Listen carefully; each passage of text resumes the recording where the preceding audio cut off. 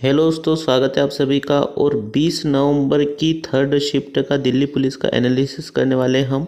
20 नवंबर की जो third shift हुई थी उसमें पूछे गए जीके और करंट के क्वेश्चन उनको डिस्कस करने वाले हैं इस वीडियो में। तो इसका एनालिसिस हम और भी वीडियोस डाल चुके हैं, आप सभी देख सकते हैं चैनल पर जाकर, ठीक है। और इसकी प्लेलिस्ट की लिंक आप सभी को डिस्क्रिप्शन में मिल जाएगी, उस पर जाकर आप सभी वीडियोज़ देख सकते हैं, ठीक है।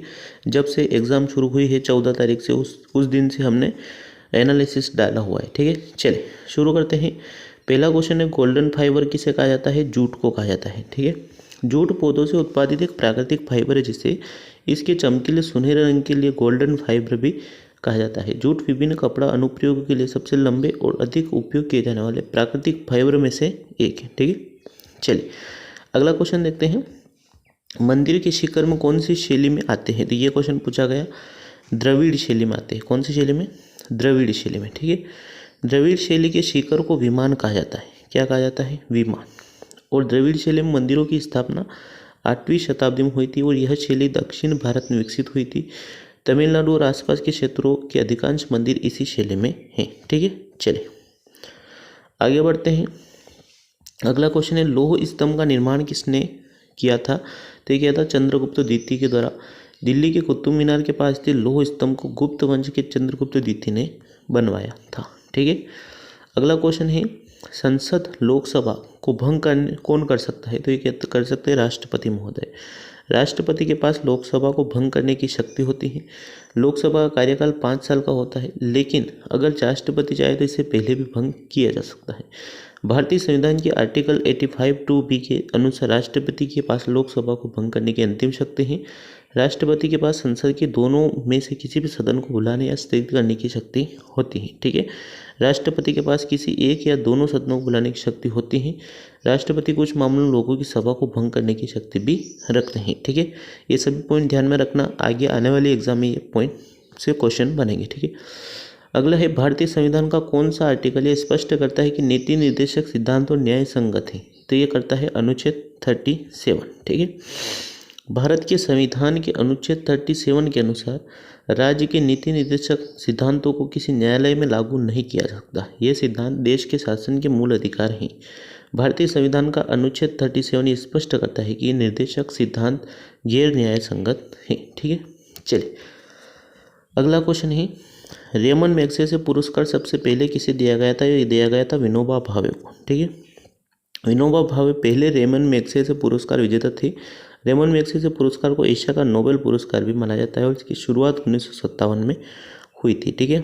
चलिए आगे बढ़ते हैं। अकबरनामा किसने लिखा था? यह क्वेश्चन पूछा गया, अबुल फजल के द्वारा लिखा गया। अबुल फजल अकबरनामा के लेखक थे।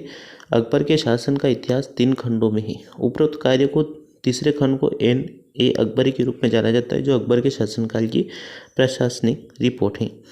आगे बढ़ते हैं। नेक्स्ट क्वेश्चन पूछा गया कि लोकसभा और राज्यसभा के संयुक्त बैठक की अध्यक्षता कौन करता है? तो लोकसभा अध्यक्ष करते हैं।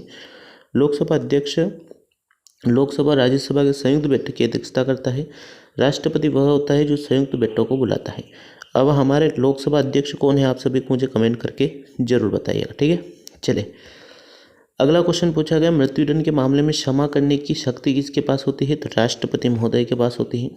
भारतीय संविधान के आर्टिकल 72 के तहत राष्ट्रपति के पास मृत्युदंड को माफ करने की शक्ति है। राष्ट्रपति के पास किसी भी अपराध के लिए दोषी ठहराए गए किसी व्यक्ति की सजा को समाधान, प्रविलंब, विराम या सजा में छूट देने या निलंबित करने, परिहार या लघुकरण की शक्ति होती है। राष्ट्रपति अपनी शक्ति का उपयोग कर सजा और बंदीकरण दोनों हटा सकते हैं, ठीक है। चलिए अगला क्वेश्चन पूछा गया कि 5वीं पंचवर्षीय योजना किस वर्ष समाप्त हुई थी? ये हुई 2017 में। भारत सरकार की 12वीं पंचवर्षीय योजना भारत की अंतिम पंचवर्षीय योजना थी, ठीक है। 12वीं पंचवर्षीय योजना 2012 से 17 तक चली और इसे तेज, सतत और अधिक समावेशी विकास के उद्देश्य से लॉन्च किया गया था। यह अंतिम पंचवर्षीय योजना थी, ठीक है। अगला क्वेश्चन है, भारत में सती प्रथा किसने समाप्त की थी? तो ये लॉर्ड विलियम बेंटिंक के द्वारा समाप्त की गई थी। लॉर्ड विलियम बेंटिंक के गवर्नर जनरलशिप के तहत सती प्रथा को समाप्त कर दिया गया था। लॉर्ड विलियम बेंटिंक 1828-1835 तक अंग्रेजों के अधीन भारत के पहले गवर्नर जनरल थे। सती प्रथा को 1829 में समाप्त कर दिया गया था, ठीक है। चलिए अगला क्वेश्चन, हिमनद में कौन सी आकृति बनती है? तो ये बनती है यू आकार की घाटी। धरती के मुख पर घाटियाँ सबसे प्रमुख भूमि है। ठीक है, चलिए अगला क्वेश्चन पूछा गया कि शिक्षा का अधिकार भारतीय संविधान के तहत रखा गया था। 86वां संविधान संशोधन। ठीक है, शिक्षा का अधिकार अधिनियम 2009 बच्चों को मुफ्त अनिवार्य शिक्षा प्रदान करे से अनुच्छेद 21A के तहत एक मौलिक अधिकार के रूप में लागू है। 2002 में भारत के संविधान के 86वें संशोधन ने शिक्षा के अधिकार को संविधान के भाग 3 में एक मौलिक अधिकार प्रदान किया है। ठीक है, चलिए आगे बढ़ते हैं। रंगीला बादशाह किसे बोला जाता है? तो ये बोला जाता है मुगल मोहम्मद शाह को। ठीक है, मोहम्मद शाह भारत के एक अप्रभावी आनंद लिप्त मुगल सम्राट थे। उनके आनंद प्रेमी रवैये के कारण उन्हें रंगीला भी कहा जाता था। ठीक है दोस्तों, मिलते हैं नेक्स्ट वीडियो में। वीडियो अच्छा लगा हो तो लाइक करना, चैनल को सब्सक्राइब कर लेना ऐसे वीडियोस देखने के लिए। और आपको और भी अदर एनालिसिस देखना है दिल्ली पुलिस का तो आप सभी को प्लेलिस्ट दी गई है डिस्क्रिप्शन में, उसमें जाकर आप सभी देख सकते हैं। Thank you, all the best.